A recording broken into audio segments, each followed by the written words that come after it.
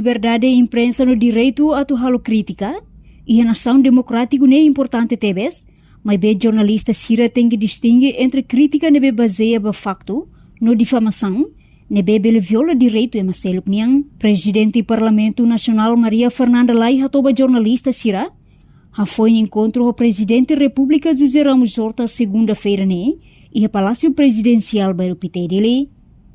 E a sermoto presidente mos preocupa com a prática de jornalismo. Liu banhira publicação ruma temi emanianarang, mas que sidau e a decisão jurídica que a evidência nebe confirma sala hoje tribunal. Tuirnia, cidadão hotu inclui liderança Estado, belesimo crítica banhira halakunar público, mas be tem que baseia ba facto no respeito a princípio Estado no direito, princípio presunção e inocência, tem que respeita hoje emahotu, ni alerta, julgamento e opinião pública molok processo legal remata, bele prejudica ba direito fundamental cidadão niang, molok julga ema, tem que haremos ba direito cidadão sira niang. Fernanda Laimos apela ba jornalista Sira atu continua halau sirene papel importante, fiscaliza governação no instituição pública, mas be tem que baseia ba ética profissional no lei vigente. No Parlamento Nacional mo serona contribuição husi parte hotu, molok aprova diploma Roma. Hauhato também, senhor presidente, nos preocupa o jornalista Sira. Nebe hau dehang crítica lah hanesang ho difamação.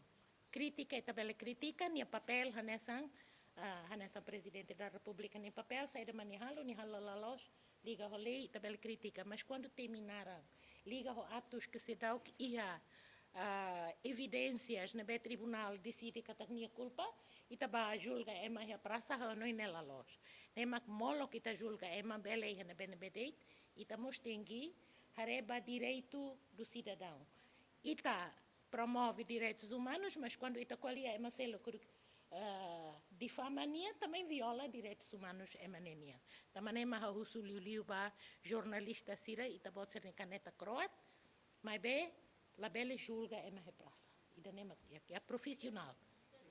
Portanto, o processo de elaboração proposta lei Ruma tem que envolver no halo consultação com parte interessada hotu, lá os do governo, mas bem o setor privado no grupo relevante. Sira, reportagem no Vai Magno Televisão Timor Post.